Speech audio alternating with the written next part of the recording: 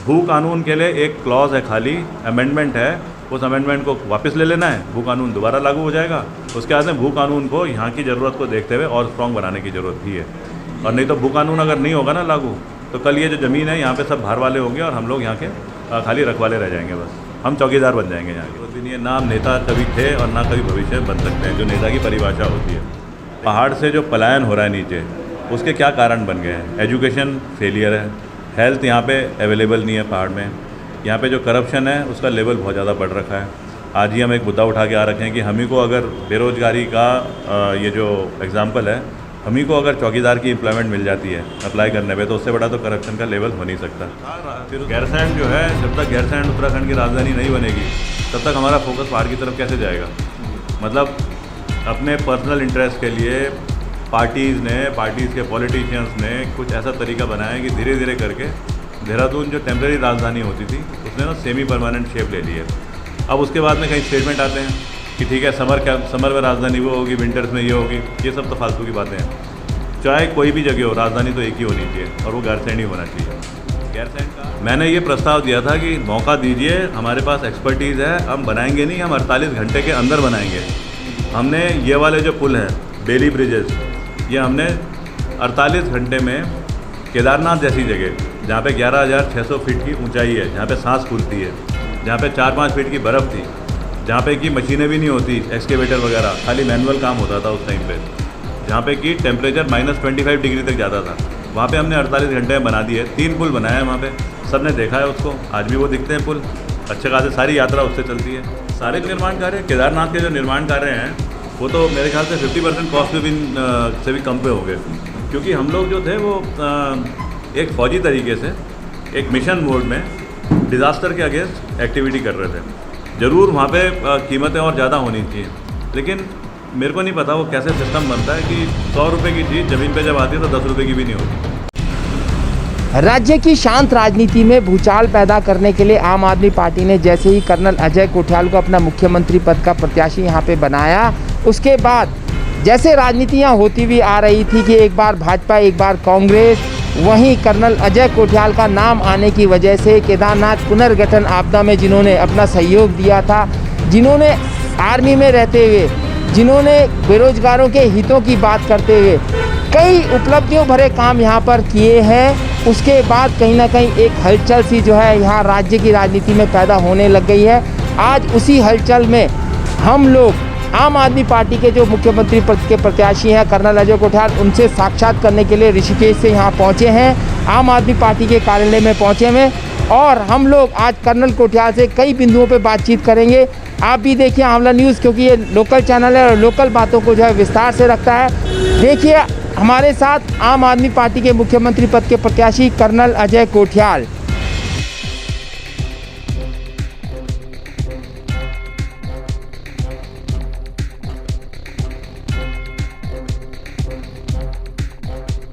आखिर उत्तराखंड राज्य में राजनीति के किस रिक्त स्थान को देखते हुए उन्होंने यहाँ पे कदम रखा है और वो क्या चाहते हैं कि क्या समस्याएं जो हैं वो आगे रखकर राजनीति करेंगे। कर्नल साहब, क्या मानते हैं आप राज्य की क्या वो मुख्य समस्याएं हैं जिसको आधार पर रखकर आप जो है राजनीति करेंगे? देखो, उत्तराखंड कोई 20-20.5 साल पहले एक आंदोलन के बाद में यूपी से अलग हुआ, तो उस टाइम पे उत्तराखंड की जो बेसिक सोच थी वो ये थी कि क्योंकि यूपी इतना बड़ा राज्य है और वो पहाड़ की तरफ ज़्यादा फोकस नहीं कर पा रहा है, तो उत्तराखंड के जो पहाड़ हैं और जो प्लेन इलाका है यहाँ का, इनका डेवलपमेंट नहीं हो रहा। वो जो मुद्दे हैं जो 20-20 साल पहले जिनकी वजह से अलग हुआ था, ये स्टेट बना, उन पर कहीं कोई एड्रेस ही नहीं हो पाया। अब सरकारें हैं यहाँ पे, मतलब नेशनल पार्टीज़ हैं, बीजेपी कांग्रेस बारी बारी से आती हैं, लेकिन कहीं ना कहीं आप ये देखो कि पहाड़ से जो पलायन हो रहा है नीचे, उसके क्या कारण बन गए हैं? एजुकेशन फेलियर है, हेल्थ यहाँ पे अवेलेबल नहीं है पहाड़ में, यहाँ पे जो करप्शन है उसका लेवल बहुत ज़्यादा बढ़ रखा है। आज ही हम एक मुद्दा उठा के आ रखे हैं कि हम ही को अगर बेरोज़गारी का ये जो एग्ज़ाम्पल है, हम ही को अगर चौकीदार की एम्प्लॉयमेंट मिल जाती है अप्लाई करने पे, तो उससे बड़ा तो करप्शन का लेवल हो नहीं सकता। फिर उसके अलावा यहाँ पे उत्तराखंड में जो मतलब जो जनता के लिए अवेलेबल है, यहाँ पे जो समाज के लिए अवेलेबल है, उत्तराखंड की जो एनर्जी है, बिजली है, पानी है, ये सब सुविधाएं अवेलेबल होनी चाहिए। अब ये सब के सब क्योंकि फेलियर हो गया है, उसकी वजह से पहाड़ खाली हो रहे हैं, उसकी वजह से उत्तराखंड में जो हमारा जो रहने का तरीका है वो डिटेरियोरेट होता जा रहा है। तो ये वाले मुद्दे हैं जो आम आदमी पार्टी लेकर के चल रही है और अपने कैंपेन को बना करके लोगों से पूछ करके अपने मैनिफेस्टो में डालेगी। कर्नल साहब, आप कैसे मानते हैं कि इन समस्याओं का समाधान कैसे हो, क्योंकि पलायन भी जो है विकास की दृष्टि से, लोग बाग रोजगार की दृष्टि से जाते भी हैं, कैसे हम पहाड़ की पानी और पहाड़ की जवानी को पहाड़ में ही स्थापित करके पहाड़ में ही रोजगार उसका संवर्धन कर सकें, कैसे करेंगे इसको? देखो, हेल्थ एजुकेशन जो है वो तो एक आम आदमी पार्टी का कामयाब करा हुआ, साबित करा हुआ मॉडल है जो दिल्ली में करके दिखाया गया है। अच्छी एजुकेशन है, अच्छी हेल्थ की जो स्कीम्स हैं और जो हॉस्पिटल्स हैं वो जो अवेलेबल कराए गए हैं। अब ये ज़रूर है कि वो प्लेन इलाका है, यहाँ पहाड़ में थोड़ी सी चेंजेस होते हैं भौगोलिक स्थिति को देखते हुए, लेकिन जो काम करने के तरीके होते हैं, पढ़ाई के तरीके हैं, पढ़ाई की जो फैसिलिटीज़ हैं, कैसे एक यूथ को वो नॉलेज दी जाए कि वो अपना भविष्य प्लान कर सके, कैसे उसकी कैरेक्टर बिल्डिंग अच्छे तरीके से हो, वो तो कॉमन है सब जगह। तो वो तो हम बड़ा सिंपल सा है कि जो मॉडल दिल्ली में सक्सेसफुल हो रखे हैं उनको यहाँ पे हमने फॉलो करना है। बाकी जो है ये पानी पहाड़ का, जवानी पहाड़ की, यहाँ से सबसे बढ़िया नदियाँ निकलती हैं, यहाँ पे सबसे ज़्यादा बिजली जनरेट होती है, यहाँ पे हिमालय है, यहाँ पे देवी देवताओं का स्थान है, यहाँ पे प्रकृति है, यहाँ पे ऊंचे पहाड़ हैं। तो यहाँ पे तो एडवेंचर टूरिज़्म हो गया, रिलीजियस टूरिज़्म हो गया, स्पिरिचुअल टूरिज़्म हो गया, आध्यात्मिक जिसे बोलते हैं। फिर यहाँ पे डिज़ास्टर टूरिज़्म हो गया, यहाँ पे होम स्टे हो गया, यहाँ पे जो ये जो जंगल हैं उन्हीं सबको देख करके इतने सारे रोज़गार के तरीके हैं जो कि अवेलेबल हैं। लेकिन स्किल डेवलपमेंट प्रोग्राम ऐसी चीज़ें चलाने के बाद भी सरकार आज तक इनको ज़मीन पे इम्प्लीमेंट नहीं कर पाई है। कर्नल साहब, एक बहुत बड़ी समस्या राज्य गठन से लेकर अब तक होती हुई आई है, वो समस्या है स्थायी राजधानी की। यानी कि हमने पहाड़ तो बनाया लेकिन उसकी राजधानी नहीं बना पाए, एक राज्य बनाया पर राजधानी नहीं दे पाए, इस पर आपका क्या कहना है? देखो, बहुत शुरू से था गैरसैंण जो है, जब तक गैरसैंण उत्तराखंड की राजधानी नहीं बनेगी तब तक हमारा फोकस पहाड़ की तरफ कैसे जाएगा। मतलब अपने पर्सनल इंटरेस्ट के लिए पार्टीज़ के पॉलिटिशियंस ने कुछ ऐसा तरीका बनाया कि धीरे धीरे करके देहरादून जो टेम्प्रेरी राजधानी होती थी उसने ना सेमी परमानेंट शेप ले ली है। अब उसके बाद में कई स्टेटमेंट आते हैं कि ठीक है, समर में राजधानी वो होगी, विंटर्स में ये होगी, ये सब तो फालतू की बातें हैं। चाहे कोई भी जगह हो, राजधानी तो एक ही होनी चाहिए और वो गैरसैंण ही होना चाहिए। गैरसैंण का हम कैसे राजधानी बनाएंगे उसका ना एक हम मॉडल क्रिएट कर रहे हैं। जैसे गैरसैंण के आसपास 30 किलोमीटर का इलाका, उसमें कौन से वो मेजर डिपार्टमेंट हैं जो कि ऊपर जाएंगे और किस इलाके में होंगे। गैरसैंण से एक सड़क जाती है अपना आद बद्री की तरफ, एक सड़क जाती है सल्ट की तरफ, एक सड़क जाती है वो नीचे अपना कुमाऊँ की तरफ। फिर उसके बाद में गैरसैंण को भिकिया सैंड और जो आसपास के इलाके हैं, तो जैसे सबसे पहले हो गया सचिवालय, फिर उस मतलब गवर्नेंस का तरीका बता रहा हूँ। फिर उसके बाद लॉ एंड ऑर्डर, तो पुलिस डिपार्टमेंट, फिर उसके बाद में कहीं PWD का महकमा है, कहीं हेल्थ डिपार्टमेंट है, एजुकेशन डिपार्टमेंट है, कौन किस किस जगह पे हो गया वो प्लान पूरा बना रहे हैं। तो 30 किलोमीटर का एक गोल अगर दायरा बनाया जाए, उसमें ये सारे सेटअप क्रिएट हों, तो तब जाकर के वो राजधानी एक कामयाब बनेगी और सारे इलाकों को अपने जोड़ेगी। कर्नल साहब, आप भी मानते हैं कि अगर आम आदमी पार्टी की उत्तराखंड देवभूमि में सरकार बनती है तो सबसे पहले स्थायी राजधानी की समस्या का समाधान किया जाएगा? बिल्कुल। देखो, ये तो हमने ना अभी से वो बनाना शुरू कर दिया है। खाली एक तो बोलना होता है, लेकिन बोलने के बाद उस मॉडल को ग्राउंड पे कैसे करोगे, उसी का मैं कह रहा था। वो जो हम मॉडल क्रिएट कर रहे हैं कि आद बद्री और गैरसैंण के बीच में कौन से महकमे आएंगे, कौन सी फॉरेस्ट लैंड है, कौन सी रेवेन्यू की लैंड है, ताकि आगे जाकर के दिक्कतें ना आएँ। कैसे अपना ये ग्वालदम गरुड़ वाली जो सड़क है उसमें किस जगहों पे कौन कौन से डिपार्टमेंट जाएंगे, क्योंकि खाली गैरसैंण में तो नहीं आ सकते सारे, क्योंकि छोटा है ना गैरसैंण। लेकिन गैरसैंण में सबसे इंपॉर्टेंट कौन से होने चाहिए और उसके आसपास कौन से होने चाहिए, हम तो वो प्लानिंग लेकर के चल रहे हैं। कर्नल साहब, आपने केदारनाथ पुनर्गठन में बहुत ज़्यादा भूमिका अपनी दर्ज की। अभी पोखरी का पुल भी टूट गया है, जो लाइफ लाइन कही जाती है पहाड़ से जो है अस्थायी राजधानी को जोड़ने वाली। आपने एक प्रस्ताव भी दिया सरकार को कि आप मुझे मौका दीजिए, मैं बनाऊंगा उस पुल को। सर, कैसे? मैंने ये प्रस्ताव दिया था कि मौका दीजिए, हमारे पास एक्सपर्टीज़ है, हम बनाएंगे नहीं, हम 48 घंटे के अंदर बनाएंगे। हमने ये वाले जो पुल हैं बेली ब्रिजेस, ये हमने 48 घंटे में केदारनाथ जैसी जगह जहाँ पे 11,600 फीट की ऊंचाई है, जहाँ पे सांस फूलती है, जहाँ पे 4-5 फीट की बर्फ़ थी, जहाँ पे कि मशीनें भी नहीं होती, एक्सकेवेटर वगैरह, खाली मैनुअल काम होता था उस टाइम पे, जहाँ पे कि टेम्परेचर -25 डिग्री तक जाता था, वहाँ पे हमने 48 घंटे में बना दिए। 3 पुल बनाए हैं वहाँ पे, सब ने देखा है उसको, आज भी वो दिखते हैं पुल, अच्छे खासे सारी यात्रा उससे चलती है। तो हमें तो कुछ साबित करने की ज़रूरत ही नहीं थी। सरकार को पता था कि हम बना सकते हैं, लेकिन फिर भी उतना दूर पोखरी तो छोड़ो, यहीं पे बगल में है राजधानी के, ये जो अपना इसके डोईवाला के पास जो पुल टूटा है, जाखन नदी के ऊपर, अभी आप देखना अगले 3 साल तक तो मेरे को नहीं लगता कि ये पुल बन पाएगा, और ये ड्रामेबाजी चलेगी और खाली बस कुछ दिनों के बाद में इशू खत्म हो जाएगी। यहाँ इतनी सारी इशू हैं तो किसी को पता भी नहीं चलता। सर, जिस प्रकार आपने प्रस्ताव दिया है तो मुख्यमंत्री की तरफ से या सरकार की तरफ से कोई आया, उसमें अप्रूवल आया या उन्होंने डिसएग्री कर दिया, कुछ इस तरीके से बात उठी है उधर से? नहीं, अभी हम दोबारा पूछना चाहते हैं, क्योंकि ऐसी बरसात आएगी, इन्होंने बना दिया टेम्प्रेरी अलाइनमेंट, एक नीचे से ह्यूम पाइप लगाया और उसके ऊपर से रास्ता बना रखा है। वो ह्यूम पाइप लगा रखे हैं उसी नदी में। इस टाइम पे होना चाहिए था जब तक बरसात नहीं रुकती है, पहले तो जो मेन पुल जो टूटा है उसी के ऊपर बेली लगा करके और यात्रा ना ऊपर से मूवमेंट शुरू कराओ। जब बरसात खत्म हो जाती है उसके बाद में मूवमेंट नीचे से कराओ और ऊपर वाले पुल को रिपेयर करो। अब ऊपर वो जो है ना 2 व्हीलर, वो भी ऐसे चलता है जैसे पता नहीं गट कुछ पता नहीं कब गिर जाए। एक बारिश और तेज़ आएगी, वो बह जाएगा नीचे वाला फिर। लेकिन मेरे को नहीं लगता है किसी को बहुत ज़्यादा यहाँ चिंता रहती है। आदत पड़ रही है, ठीक हो रही है सरकारें। एक कर्नल साहब, हमने जब सुना था आप जब केदारनाथ आपदा के बाद वहाँ पुनर्गठन कर रहे थे तो आपने कुछ वहाँ पुल बनाए थे, कोई निर्माण कार्य करा था, जिसमें कार्यदायी संस्था को एक चुनौती मिल गई थी कि आपने वो निर्माण कार्य बहुत सस्ते दर पे कर दिया था और विभाग बहुत महंगे बजट पे वो काम कर रहा था। वो कौन सा निर्माण कार्य था कर्नल साहब?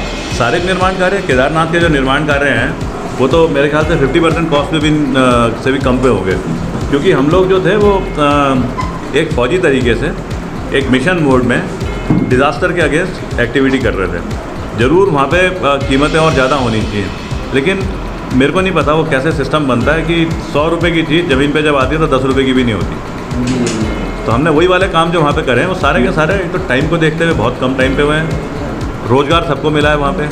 उसके बाद में उनकी कॉस्ट फैक्टर जो है वो तो मतलब 50% से भी कम रही है। कर्नल साहब, आजकल भू कानून की बात उठ रही है, आप क्या समझते हैं भू कानून को लेकर? देखो, भू कानून तो पहले ना सबसे पहले नरेंद्र तिवारी जी के टाइम पे बना था, बड़ा लूज भू कानून था। फिर खंडूरी जी के टाइम पे थोड़ा सा इम्प्रूव हुआ, लेकिन वो भी बहुत ज़्यादा स्ट्रॉन्ग नहीं था। अब उसके बाद में त्रिवेंद्र रावत सरकार जब थी, त्रिवेंद्र रावत जी की सरकार, उस टाइम पे इन्होंने एक क्लॉज लगाया और वो भू कानून ख़त्म हो गया। अब भू कानून कुछ नहीं है, भू कानून तो यहाँ पे था पहले, वो क्लॉज हटाना है। क्लॉज हटेगा तो भू कानून दोबारा लागू हो जाएगा, लेकिन भू कानून को स्ट्रॉन्ग बनाने की ज़रूरत है।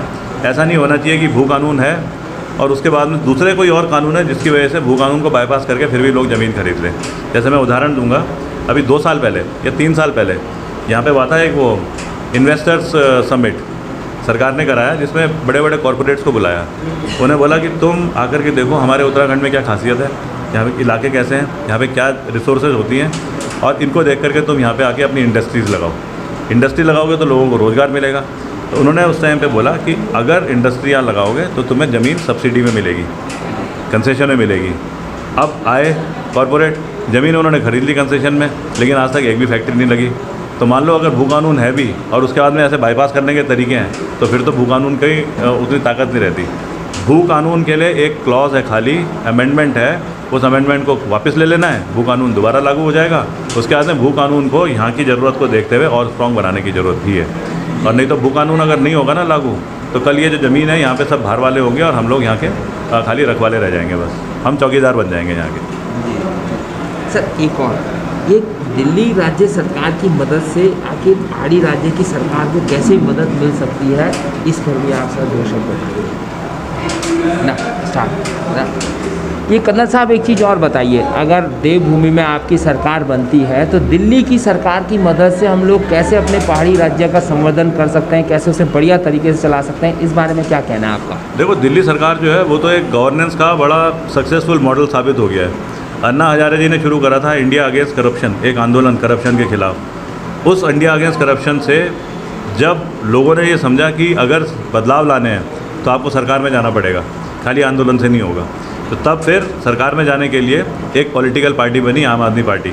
और उस आम आदमी पार्टी ने दिल्ली जैसी जगह, जो कि एक यूनियन टेरिटरी है, जहाँ पे कि दिल्ली सरकार के पास में पूरे अधिकार भी नहीं है, पुलिस उनके पास नहीं है, एंटी करप्शन ब्यूरो उनके पास नहीं है, गवर्नेंस उनके पास नहीं है, लेफ्टिनेंट गवर्नर जो है वो बहुत पावरफुल है। उसके बावजूद अगर दिल्ली सरकार ने एक इफेक्टिव गवर्नेंस का मॉडल क्रिएट करा है, तो हमें तो एकदम से यहाँ पे रेप्लिकेट करना चाहिए। उत्तराखंड में तो फ़ायदा ये है, यहाँ पे पुलिस भी अपनी है, लॉ एंड ऑर्डर भी अपना है, गवर्नर भी यहाँ पे इंडिपेंडेंट है, तो सारी सरकारी यहाँ पे है, तो यहाँ तो वो बड़े आसानी से लागू हो सकती हैं चीज़ें। ये कर्नल साहब, ये मुफ्त बिजली आपने गारंटी कार्ड योजना चलाई, कैसे सोचा आपने कि उत्तराखंड राज्य में हम लोग ये योजना लेकर आएँ शुरुआती दौर पे? देखो, मुफ्त बिजली नहीं है ये, क्या है कि जो नदियां हैं सबसे बड़ी जिनसे बिजली जनरेट होती है, जिनके ऊपर डैम बनाए जाते हैं, वो उत्तराखंड की नदी है भागीरथी, जिसके ऊपर सबसे बड़ा डैम एशिया का टिहरी डैम बना हुआ है। टिहरी डैम जब बना था उससे पहले वहाँ पे ना गांव होते थे, वहाँ पे छोटे छोटे कस्बे होते थे। तो कोई 1.25 लाख लोग वहाँ से शिफ्ट हुए हैं, क्योंकि वहाँ पे फिर वो पानी भरा गया, उसके बाद में डैम बना।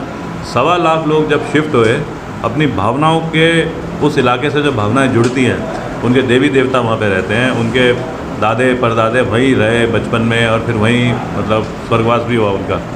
अब उन भावनाओं को छोड़ने के बाद जब लोग शिफ्ट हुए तो उनके साथ ना एक वो पैक्ट करा गया था कि तुमको कंपनसेशन दिया जाएगा, तुमको बिजली फ्री मुहैया कराई जाएगी। आज तक नहीं हुई मुहैया। तो ये फ्री की बिजली नहीं है, ये तो हक की बिजली है।